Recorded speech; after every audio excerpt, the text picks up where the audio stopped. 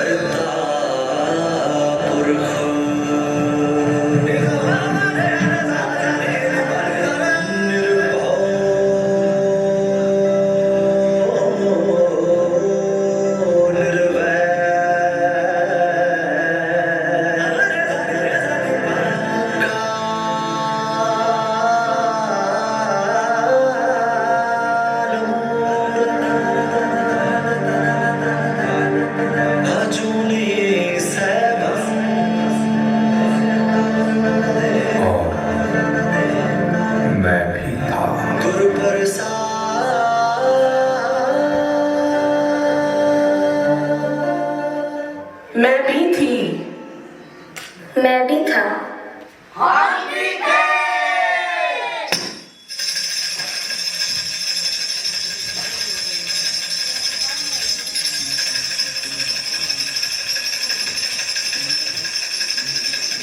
Soldiers, हम तुमको ये बताना मांगता है कि कुछ लोग 13 अप्रैल को बैसाखी के दिन रोलेट एक्ट का विरोध करने के लिए अमृतसर में जमा हो सकते हैं।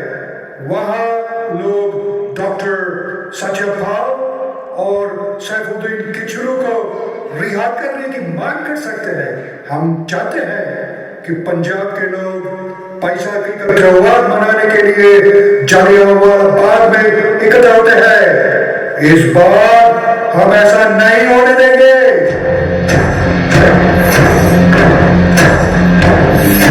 हमारा सरकार जो भी कानून बनाता है सबके फायदे के लिए होता है, लेकिन कुछ लोग हमारी नीयत पर शक करते हैं। हम कोई भी हुकुमत बर्दाश्त नहीं करेगा। अंडरस्टैंड?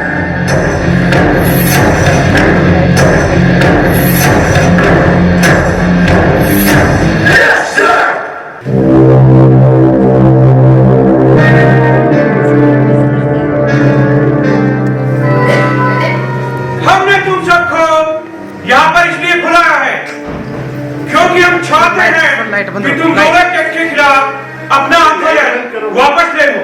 ये आंदोलन तभी बंद होगा जब हमारा हिंदुस्तान आजाद होगा। अरे नहीं, लगता है तुम मेरी बात समझा नहीं। मुझसे दोस्ती कर लो और अपना आंदोलन वापस ले लो। अंग्रेजों, हम हिंदुस्तानियों को खरीदने का सपना देखना बंद करो। अरे मैं कहता हूँ अपना आंदोलन बंद करो, वरना तुम सब खोरी बाजी जाओगे।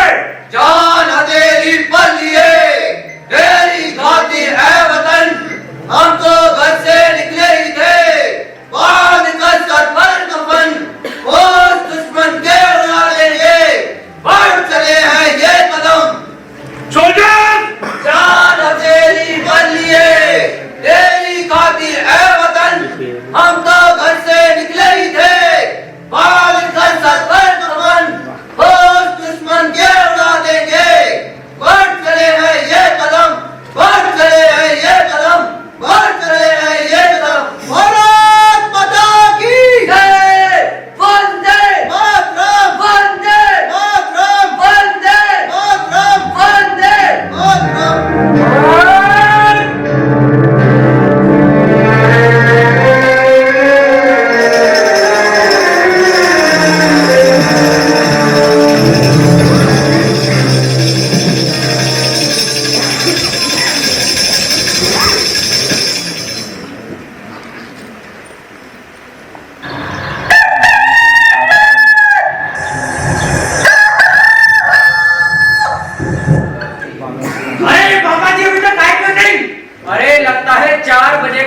ठीक नहीं है प्रभात फेरी के लिए। Left right left left right left left right left.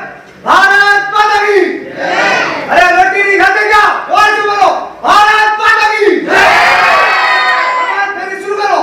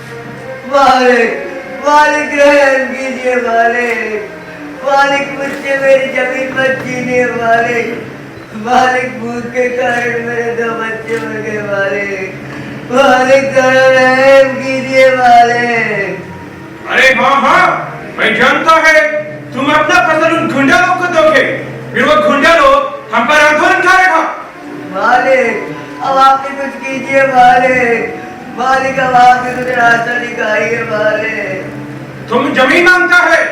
हाँ जाओ, बड़े साहब के पास जाओ, वे तुम्हारी कोई ना कोई मदद जरूर करेंगे और वे बहुत दयालु हैं।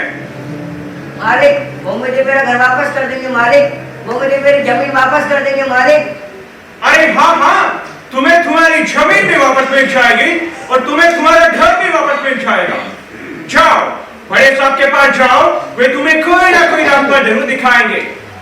और सुनो, जाकर उनका जूता जरूर चाट लेना।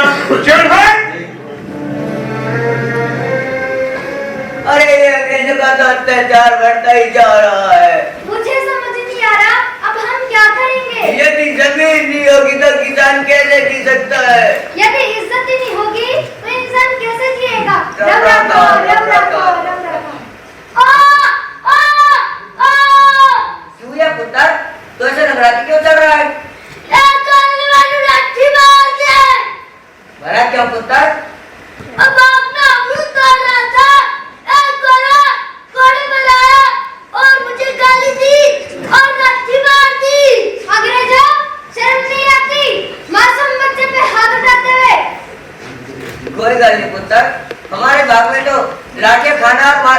लिखा हुआ है, चाहे मार का सुर हो या ना हो। कोई गल नहीं पुत्र, मैं तेरे मरहम लगा देता हूँ। बाबूजी, मुझे एक बात बताओ, ये गोरे कौन है? मास्टर जी कह रहे थे ये गोरे बड़ी दूर से व्यापार करने आए हैं और हम पर राज करने लगे हैं। हाँ पुत्र, तुम्हारे मास्टर जी तुम्हें एकदम सही बता रहे थे। जब अंग्रेजों ने देखा कि हम भोले भाले किसान एक दूसरे से लड़ते झगड़ते रहते हैं, तब उन्हें हमारे पर राज करने का मौका मिल गया। उन्होंने हमारे सामने लालच के छोटे छोटे टुकड़े फेंके और हम कुत्तों की तरह उनके पीछे आगे पीछे उनकी तरह कुत्तों डूबे जाने लगे और उनके गुलाम बन गए। कैसा लालच? माँ जी, बाबूजी, पढ़ाई का लालच, नौकरी वर्दी का लालच, फौजी वर्दी का लालच, गलदार सिक्कों का लालच। अब देखना, तेरे दादी पहले रेलवे क्रॉसिंग पर छोटे मोटे चौकीदार थे, पूरी जिंदगी उसी में खपा दी। हम किसानी करने वाले सीधे साधे लोग उन अंग्रेजों के छोटे छोटे लालच में आ गए और उनके गुलाम बन गए। देख पुत्र, ये हमारी जमीन है और हमारी खेती, फिर भी हमें उन दोनों को लगाम देना पड़ता है। तो इन पर कोई आवाज नहीं उठाता? आवाज उठाते हैं ना पुत्र, मार भी खाते हैं, जेल भी जाते हैं, लेकिन जब तक हमें एकता नहीं होगी हम कुछ नहीं कर सकते। अंग्रेज सयाना होता है, वो यहाँ पढ़ लिख कर आया है और हमारी सारी कमजोरियां जानता है। तो इसका मतलब हम ऐसे ही गुलाम बनते रहेंगे और मार खाते रहेंगे ना पुत्र। अच्छे दिन आएंगे जब तुम लोग बड़े हो जाओगे, तब इनकी बदमाशी समझ में आएगी और कोई रास्ता निकालोगे। हमारी समझ चल गई है, हम समझ ही नहीं पाए कि हमने कितनी बड़ी मुसीबत मोल ले ली है। माँ जी, आप फिक्र मत करो, मुझे इनकी कारस्तानी समझ में आ गई है। हम चुप नहीं रहेंगे, बड़ा होकर मैं एक का बदला लूंगा। हमने इन माँ का दूध पिया है, देखना बाबा जी, हम बहुत दिनों से गुलाम नहीं रहेंगे। जिंदा है पुत्र, जिंदा है पुत्र।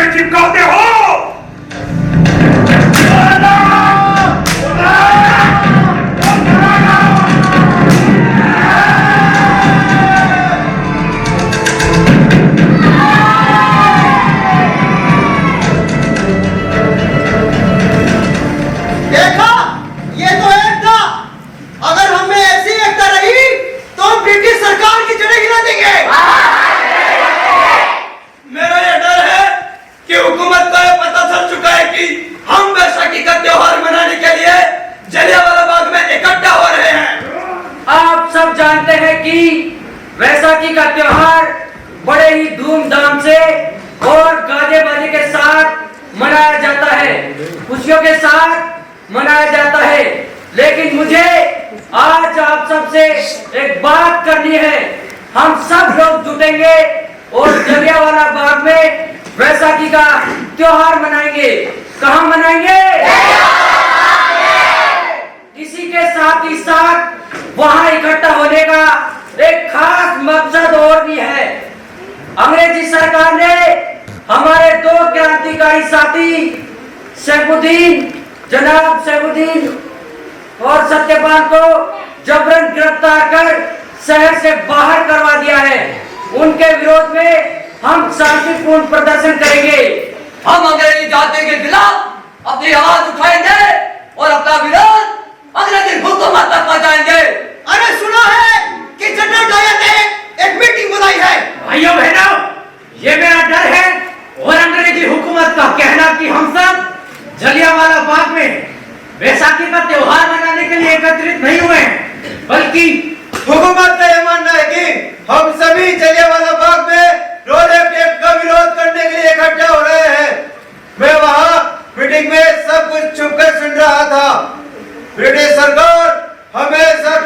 कीमत पे नहीं करने देंगे।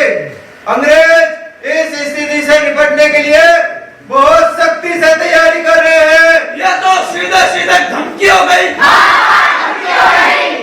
कोई मुझे बताएगा कि रोलेट एक्ट है क्या?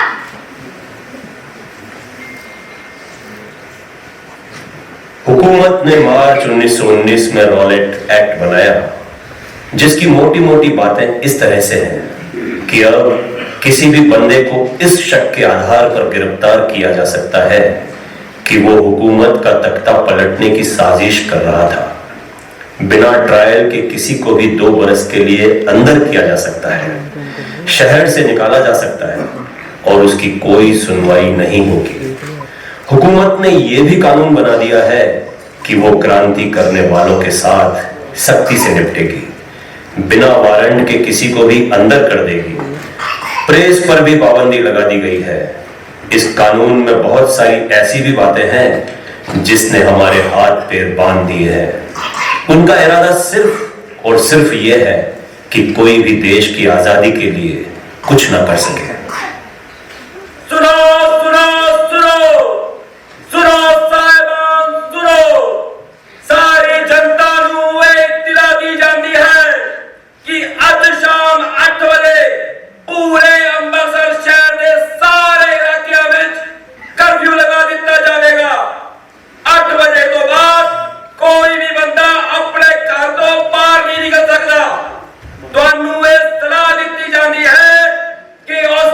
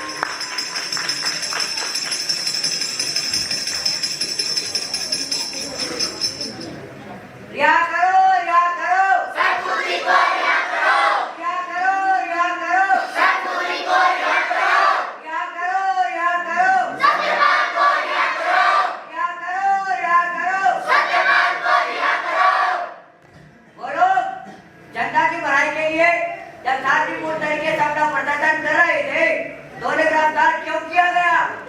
रिहा करो, रिहा करो, रिहा करो, रिहा करो, हम उनकी रिहाई से कोई समझौता नहीं करेंगे और ना ही हमारा आंदोलन बंद करेंगे। हमारा आंदोलन जारी रहेगा।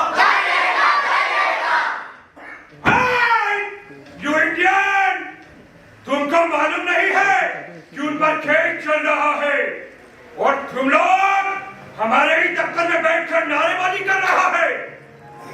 जो भी कुछ फैसला होगा वो सब कुछ अदालत में होगा। यहाँ बैठकर किसी प्रकार का कोई फैसला नहीं होगा। तुम हमें काम क्यों नहीं करने देता? चलो हमें काम करने दो। लगता है तुम लोग ऐसा नहीं मानोगे।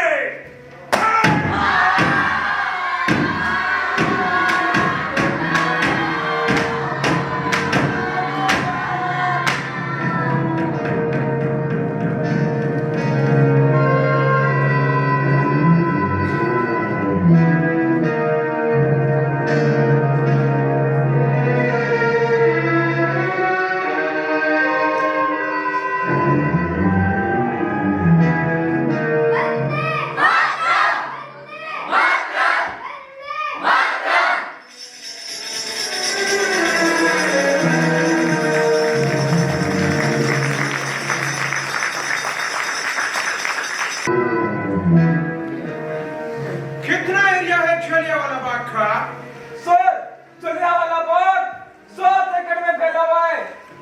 ओके, आसपास की लोकेशन कैसी है? सर, वहाँ चारों तरफ ऊंची दीवारें हैं। ओके, अंदर जाने के कुल कितने गेट हैं? सर, अंदर जाने के कुल 5 सफेद दरवाजे हैं, जिनमें से 4 पर ताले लगे हुए हैं। ओके, और कोई बात है जो हमको अभी तक मालूम नहीं है? सर, वहाँ एक गहरा कुआं भी है। वेल, कुआं कितना गहरा है? सर, कुआं काफी गहरा है। एक काम करो, पुलिस को भेजकर वैशाखी का मेला बंद करवा दो। सर, वो काम हमने पहले ही कर दिया है। वेल डन, लगता है हमें तुम्हारा प्रमोशन करवाना ही पड़ेगा। लेकिन सर, एक प्रॉब्लम है। जब हम 2 बजे बैसाखी का मेला बंद करवाने गए थे तो वहां पर 2000 लोग इकट्ठे हो गए थे। Oh, this is a serious matter. Yes sir. लगता है अब हमें कुछ करना होगा। हमें इन इंडियन को हमारी बात नहीं मानने का कोई ना कोई सबक सिखाना ही पड़ेगा। Yes sir. मैं खुद जाकर सर्वे करेगा और खुद जाकर देखेगा। Yes sir. इस बार का जलियांवाला बाग की वैशाखी हिंदुस्तान कभी नहीं भूलेगा। इनको आजादी चाहिए, हम इनको मुक्ति देगा।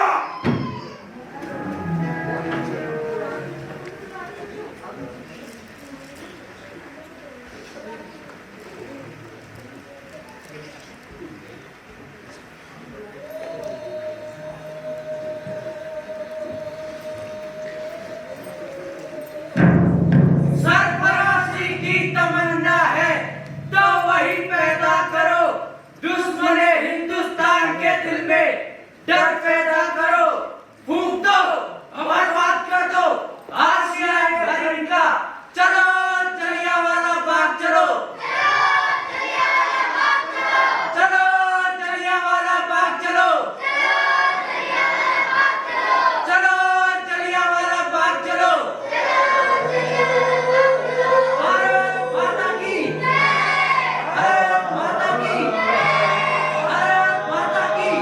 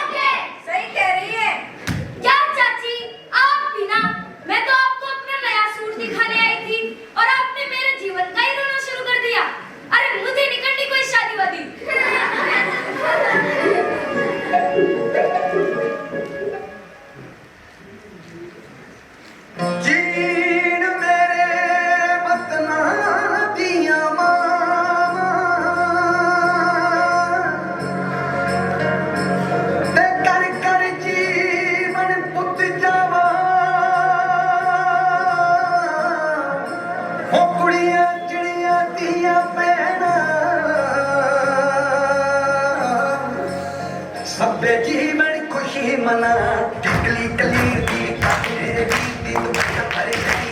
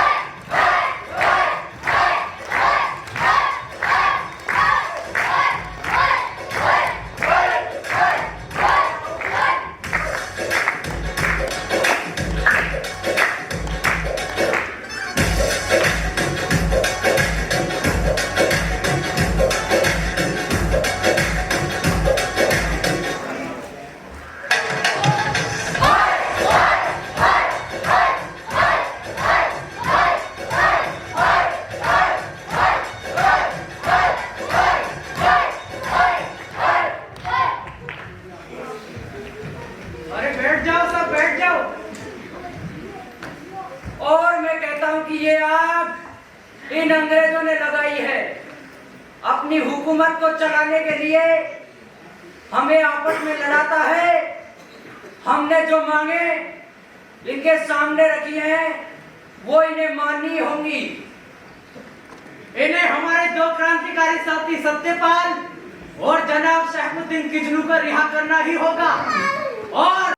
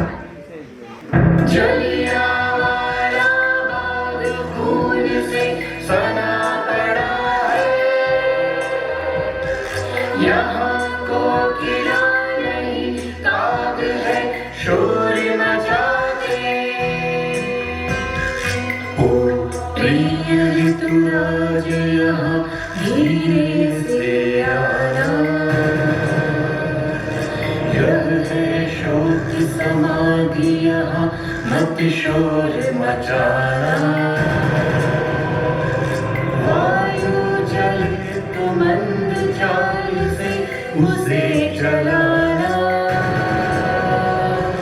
दुख की आहें संग उड़ाकर मत ले जाना। कोकिल गाए राग किंतुरों में का गाए, लाना संग में पुष्प लाए।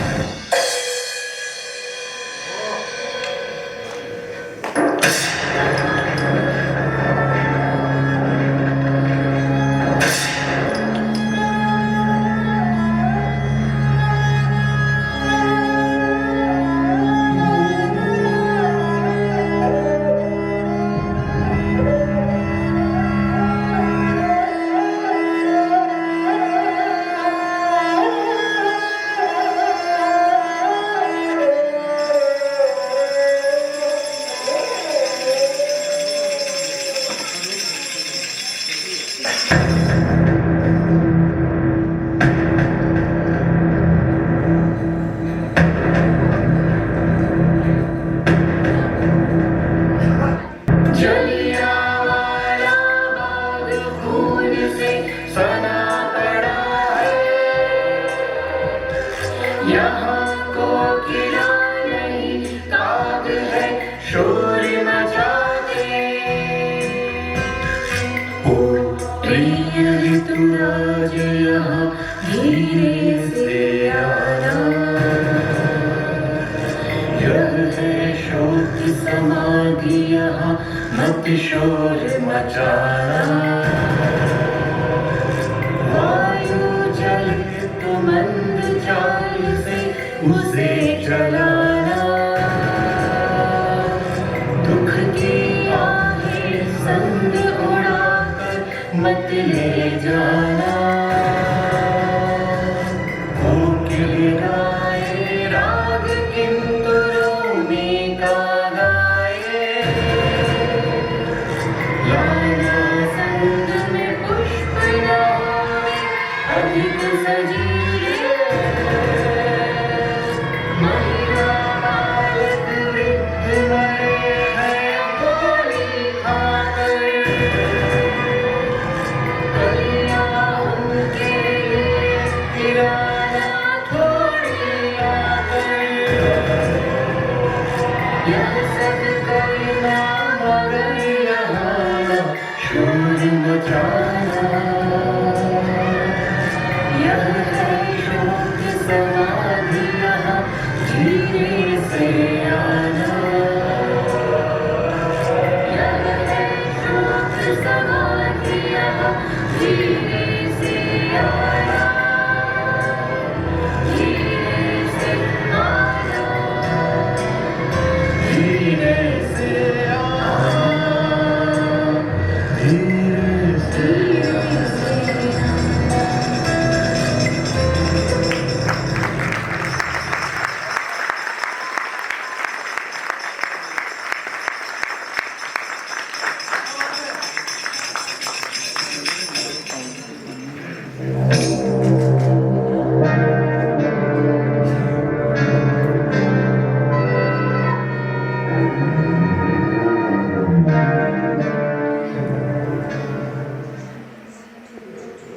जनरल डायर, क्या ये सच है कि तुमने जलियांवाला बाग के आने जाने के सारे गेट बंद करने का हुक्म दिया था? Yes sir. क्या यह भी सच है कि अकेले खुले गेट पर आप अपनी बख्तरबंद गाड़ी लेकर खड़े हो गए थे? Yes sir. आपने गोलियां चलाने का हुक्म देने से पहले कोई वार्निंग नहीं दी थी? सर, हमने इसकी जरूरत नहीं समझी, क्योंकि मैं इसके जरिए पूरे हिंदुस्तान को सबक सिखाना चाहता था। कैसा सबक? यही कि हुकूमत की बात न मानने का नतीजा क्या होता है। और तुम्हारे सिपाही इतनी बेरहमी से गोलियां चला रहे थे कि अगर वहां जमा हुए लोग बाग के भीतर की तरफ भागते तो गोलियां उनका पीछा बाग की तरफ करती, और अगर वो किनारों की तरफ भागते तो गोलियां वहां भी उनका पीछा करती। Right sir. आपको ये पता था कि बाग में जमा लोगों में औरतें और बच्चे भी शामिल थे? यस सर, मुझे पता था। आपने घायलों की मदद पहुंचाने के लिए क्या किया? सर, मैंने इसके लिए मना नहीं किया। मदद के लिए कोई भी आगे आ सकता था। आपके कहने का मतलब है कि जो बच्चे और औरतें गोलियां खाकर तड़प रहे थे, बाहर कर्फ्यू लगा हुआ था, ऐसी हालत में आप ये कह रहे हैं कि 303 की गोली खाकर बच्चे आपके पास आते, हमें बचा लो, हमें बचा लो, हमें बचा लो। What rubbish!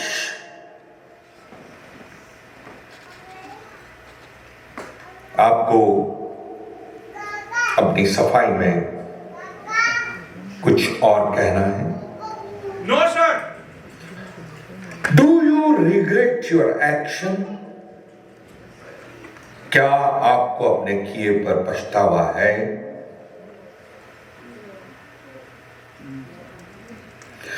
ये इंक्वायरी कमेटी इस नतीजे पर पहुंची है कि जो कुछ भी आपने किया है उससे बचा जा सकता था। मामले की सीरियसनेस बहुत ज्यादा है। हमको हर हाइनेस को जवाब देना है। इधर पॉलिटिकल पार्टीज और अवाम हमसे सवाल पूछ रहे हैं। हमें डर है अनरेस्ट हो सकता है। General Dyer, you have to be deported. आपको हिंदुस्तान छोड़कर जाना पड़ेगा। मुख्यालय पहुंचकर रीजनल डायर ने हिंदुस्तान में अपने वरिष्ठ अधिकारियों को टेलीग्राम किया कि उस पर किसी हिंदुस्तानी फौज ने हमला किया था, जिससे बचने के लिए उसने गोलियां चलाई थी।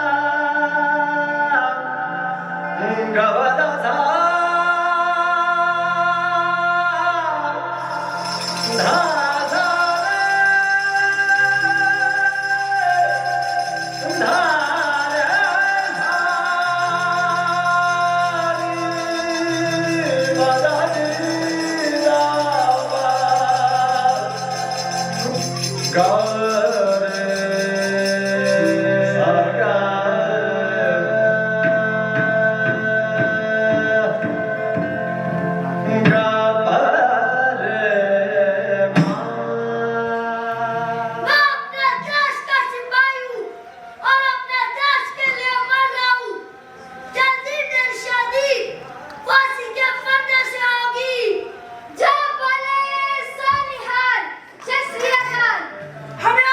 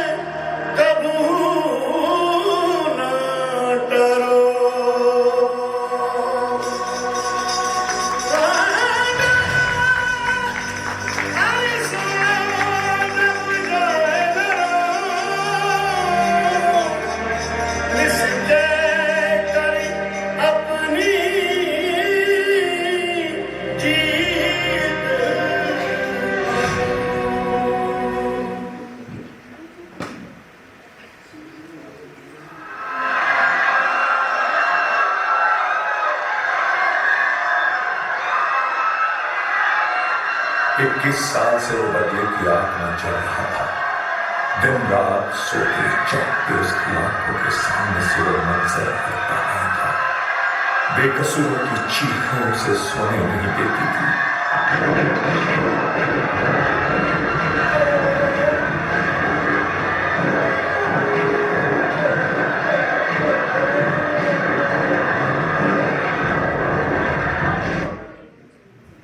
तुम करो दया मेरे साईं, तुम करो दया मेरे साईं, तुम करो दया मेरे साईं, तुम करो दया मेरे साईं। ऐसी मत दीजिए मेरे ठाकुर,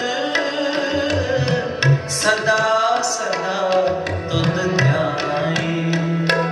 ऐसी मत दीजिए मेरे ठाकुर, सदा सदा तुध ध्याई। तुम करो दया मेरे साईं, तुम करो दया मेरे साईं, तुम करो दया मेरे साईं, तुम करो दया मेरे साईं।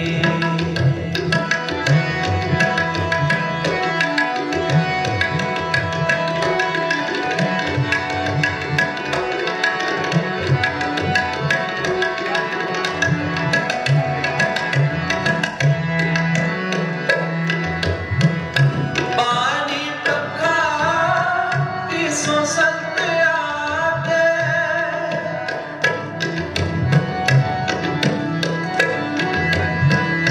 पानी टपका तीसों संत आके, गुण गोविंद जस गाई, गुण गोविंद जस गाई। गुण गोविंद जस गाई,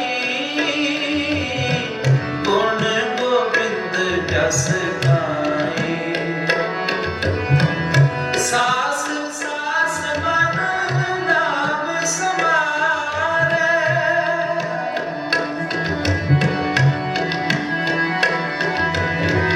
सास सास मन नाम समारे।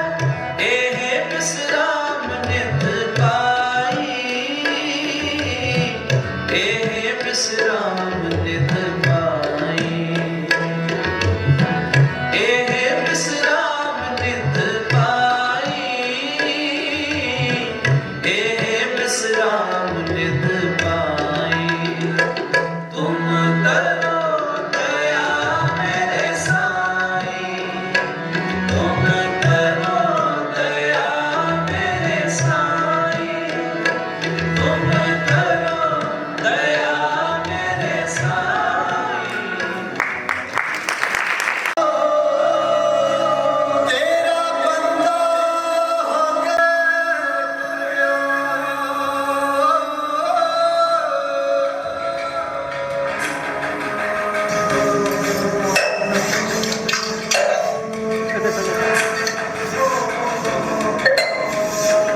इन 21 सालों में वो कहां कहां नहीं भटका, क्या क्या तकलीफें नहीं सही। गदर पार्टी में शामिल हुआ, भाई भगत सिंह के कहने पर हिंदुस्तान वापस आया। हथियार रखने के जुर्म में 5 साल के लिए जेल गया, कश्मीर में रहा।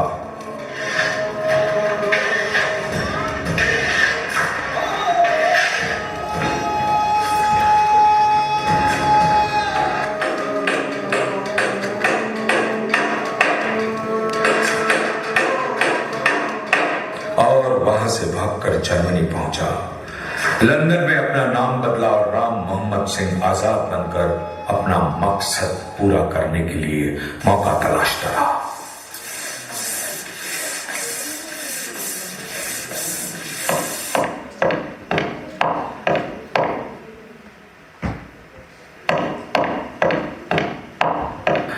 आखिर 21 बरस बरस के बाद उसे मौका मिल ही गया। तेरा बंदा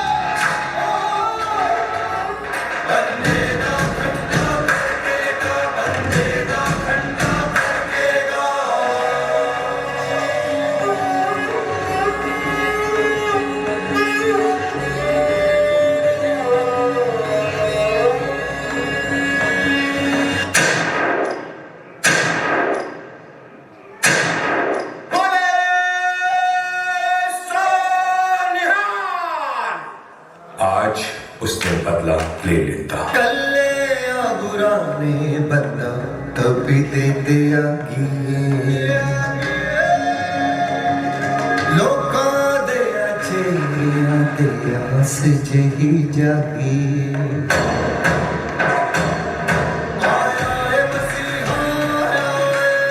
उसने आज गवर्नर डायर को मार डाला और अपना इंतकाम पूरा किया।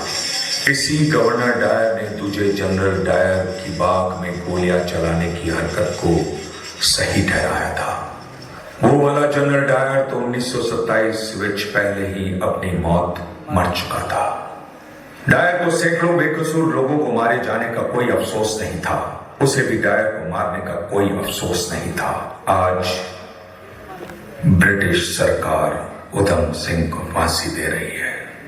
उसे मौत से डर नहीं लगता। वो देश के लिए मर रहा है।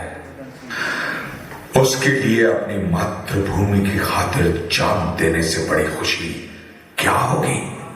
वंदे मातरम।